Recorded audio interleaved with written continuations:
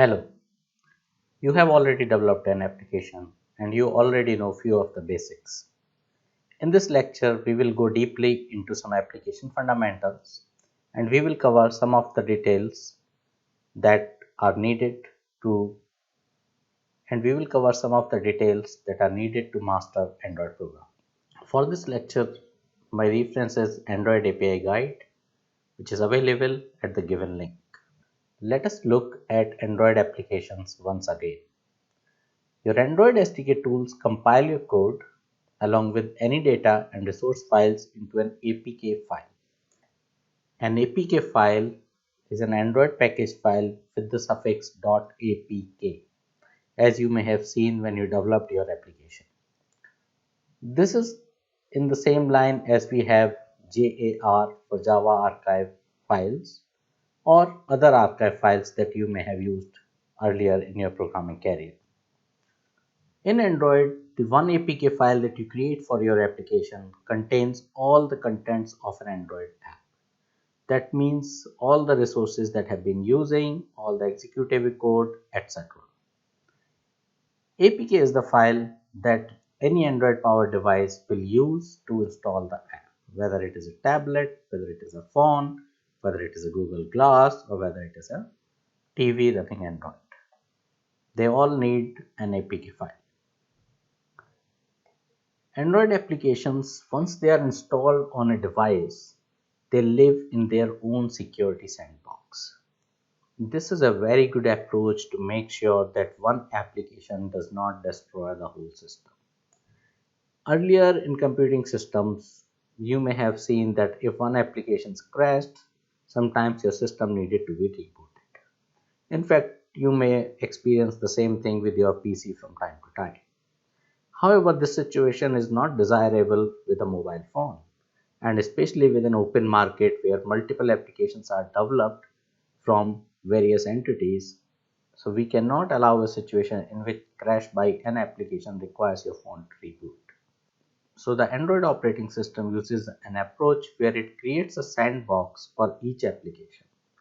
A sandbox is like a virtual box in which your application runs, and if it crashes, the effect remains limited to the box. Android sandbox approach comes from the Java sandboxing techniques.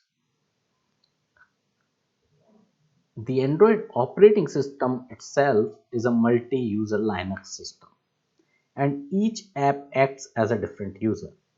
So as you may have seen in the multi-user system, each user is separated by another user, and each user is uniquely identified by the system.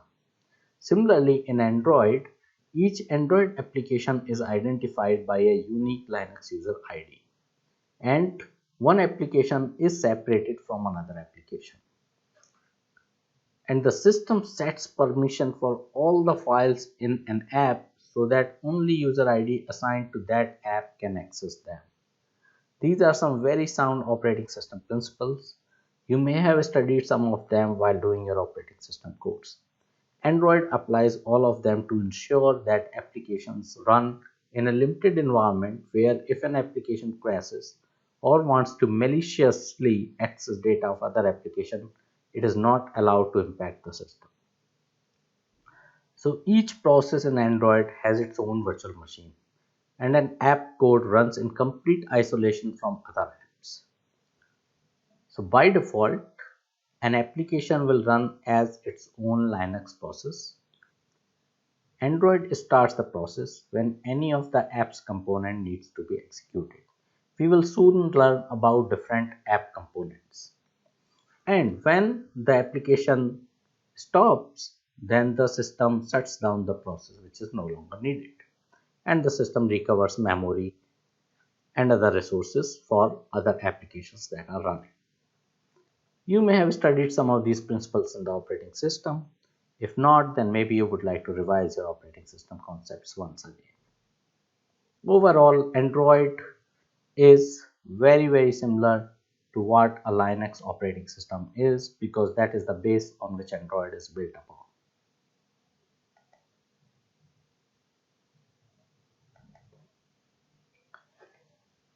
Android system implements what we call as the principle of least privilege. which means that an application will have just as much privilege as it needs.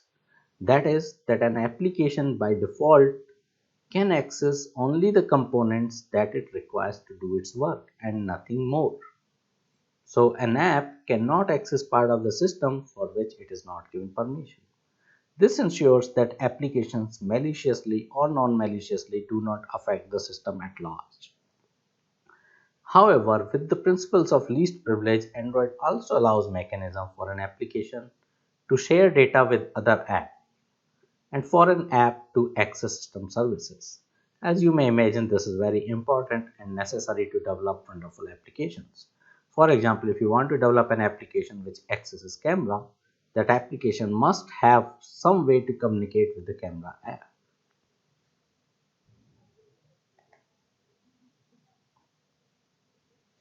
So, an app can request permission to access device data whenever it wants. For example, users contact, SMS messages, the mountable storage, camera, Bluetooth, and more. Android requires that the user explicitly grants these permissions. You have already experienced it when you install an app and the app asks your permission. For example, if you install an app such as Paytm, which many of us use for paying, uh, which many of us use for paying bills, it requires access to your SMS messages because sometimes it wants to access SMS to authenticate itself and to validate its user. Similarly, there are other applications which require access to your contact list or to your camera or to your GPS or any other system resource, and every time an explicit permission from the user is required at the time of the installation. It is also possible in Android that two apps share the same Linux user ID. Because they can share the same Linux user ID, they can access each other's file. We will learn more about it in later weeks when we will learn more about it in later weeks once we develop towards advanced programming development. We will learn more about it in later weeks once we have developed our basic understanding and would like to develop more advanced applications. Now, to conserve system resources, app with same user ID can also arrange to run in same Linux process and share the same VM. But these apps must then also be signed with the same certificates. Don't worry about these details, we will be discussing them much more in detail. Don't worry about these details, we will be discussing them in later chapters. Don't worry about details. Don't worry about these details, we will be discussing them in more detail later. Now, let us look at app component. An Android applications the now let us look at app components. There are essentially four building blocks for any Android application. An Android application may have either one of them or two of them or three of them or all four of them. You have already experienced one of it. It's called activities. The other building blocks are services, content providers, and background receivers. Each of these components define a point through which the system can enter your application. Activity. As you have already seen, activity represents a single screen with a user interface, and an activity is implemented as a subclass of activity class. For example, if you have an email app, then there may be an activity that shows you the list of new emails, another activity to compose an email, and another activity for reading emails. So a single email app may consist of three activities. Currently in our Math Quiz application, we are only using one activity, but very soon we will move to implement more activities into the same applications. And although the activities work together,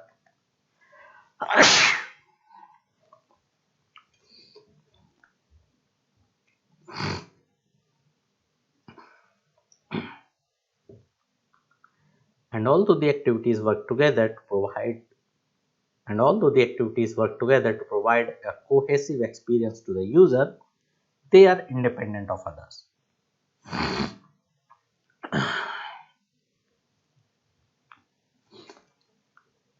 And as such, a different application can start any one of the activities if the parent applications allow it. And as such, a different application can start any one of the activity of another application as long as it is provided by the permissions. For example, a camera app can start the activity in the email app that composes new email in order for the user to share a picture. You may have experienced some of these when you open your WhatsApp or your Facebook application and you want to share something. An activity is also implemented. An activity is implemented as a subclass of activity, and as you have already developed one activity in your program, we will be learning more about activities later on. The another building block is what is called a service. A service is a component that runs in the background to perform long-running operations or to perform work for remote processes. A service does not provide a user interface. Let us take some examples of services. One of the example could be a service that downloads data in the background. As you may imagine, download as you may imagine, downloading data in the background does not really require a user interface.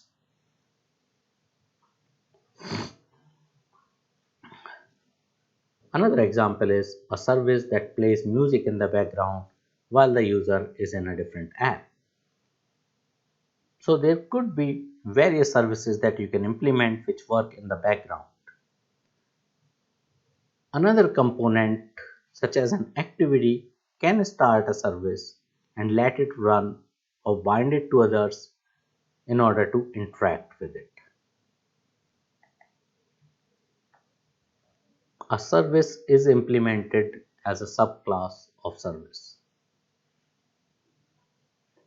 Let's look at the another app component. Content providers. A content provider manages a shared set of app data, as you can imagine from the name that it is providing some content. Now you can store this data in the file system in a now you can store this data in a file system, an SQLite database, on the web, or any other persistent storage location your app can access. And through the content provider, other apps can query or even modify the data as long as the content provider allows it. You may also use content providers for reading and writing data that is private to your app and not shared. That is, a content provider can be used both for saving private data and also the data that you may wish to share with other apps. A content provider is implemented as a subclass of content provider, and it must implement a standard set of APIs that enable other apps to perform transactions. The fourth component is the broadcast receiver. Broadcast receiver is a component that responds to system-wide broadcast announcements. For example, a broadcast announcing that the screen has turned off or that the battery is now low. Sometimes you may have seen a notification that says battery is low 15% or battery is low 3%. Please plug in your phone. So these are the kind of broadcasts that we are talking about here. An app can also initiate broadcasts. So for example, an app may want to broadcast that it has downloaded the data that you wanted to download. So broadcast receivers may create a status bar notification. They do not really need a screen, but status bar notification is very common for broadcast receivers to implement so that they can alert the user when the corresponding broadcast event has occurred. A broadcast receiver is just a gateway to other components and is intended to do a minimal amount of work. A receiver is implemented as a subclass of broadcast receiver, and each broadcast is delivered as an intent. So far, we have not covered intent in our lectures. Neither our application has any intent built in. As of now, you can understand intent as only a message object. That is, it is a message which is delivered to get some action done. We will learn more about intent in our later classes. Now, the beauty of Android lies in that any app can start another app's component. Just as I gave the previous example, your app may want to use the camera app to capture a photo. And when the system starts a component, it starts the process for that app if it is not running and instantiates the classes needed for the component. If your app starts an activity in another app, then that activity runs in the process that belongs to another app and not in your app's process. Let's go through these points again. Suppose you want to run your application and your application has a component, let's say activity. The moment you want to start this activity, there will be a corresponding process for your app. And all the classes needed for this component activity will be instantiated. Now this activity wants to initiate another activity in another app. Now the new activity will run in the process that belongs to the another app and not your process, because essentially you are running an activity of another application. Due to this feature, Android apps do not have a single entry point, because as you may imagine, an app's component can be instantiated by any other app. So there is not a single entry point. A camera app may have many components, and these components may be initiated in a different order by different apps. And this is also the reason why there is no main function in an Android program. Some of you have already noticed that they could not find a main function. Others may have not looked closely, but now you can look for this and you will not find a main function. Because a main function essentially implies that that's where the execution starts, but this is not true for Android applications. An Android application may start whenever any component is initialized. As told earlier, the system runs each app in a separate process with permissions that restricts access to other apps. So an app cannot directly activate a component from another app, but what it does is that it makes a request to the system. And when it makes a request to the system activates that component for the app.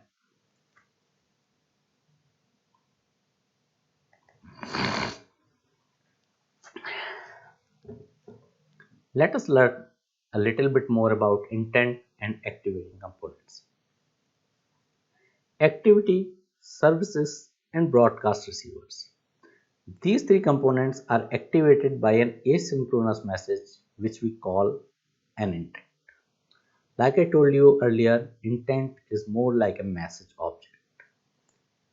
For activity and services, an intent defines the action to perform, while for broadcast receivers, the intent defines the announcement being broadcast. For the fourth component, the content provider, it is not activated by the intents. It is activated when targeted by a request from a content resolver. We will read more about it in later lectures. So an intent binds individual components to each other at runtime, whether the components belongs to your app or another.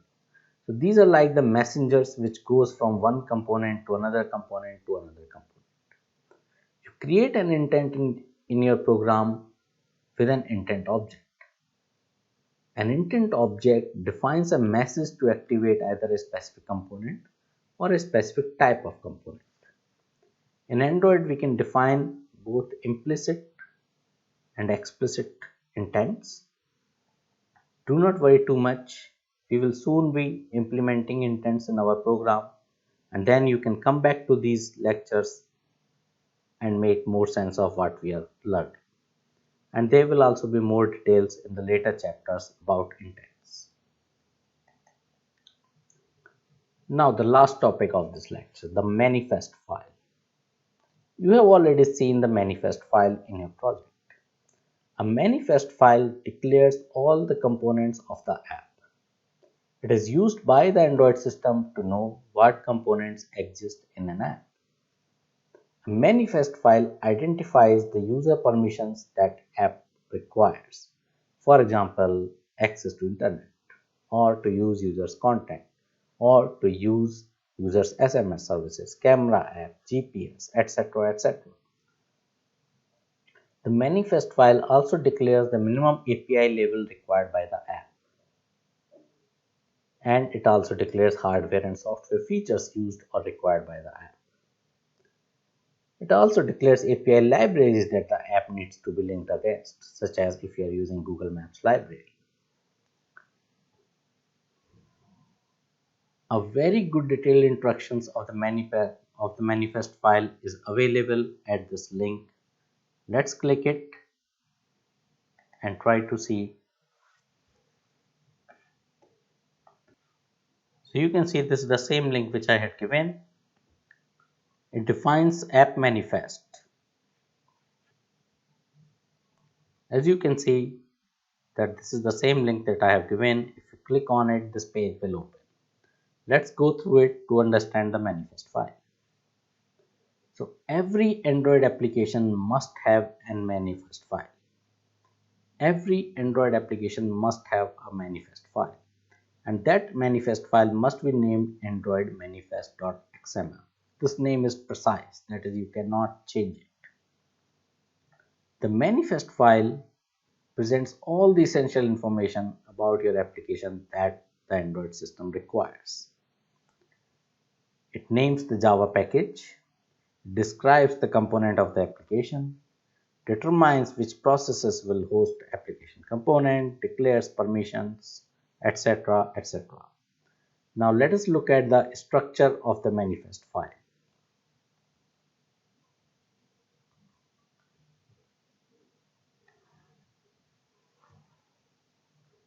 As you can see that the manifest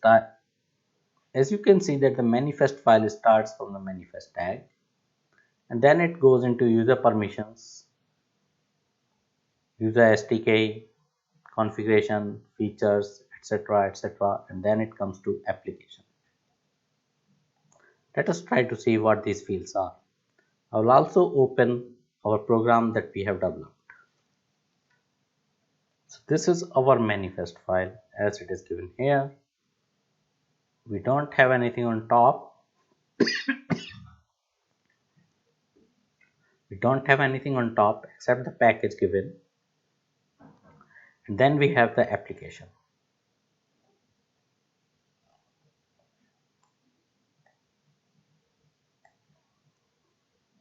Inside the application, some fields are given. We will try to understand them.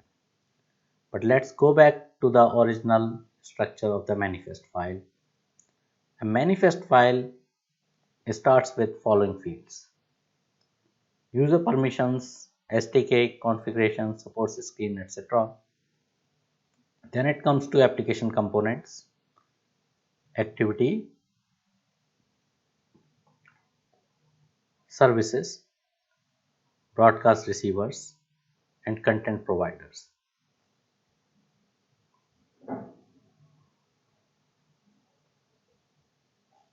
If you click on any of these fields, you will get the detailed values of them.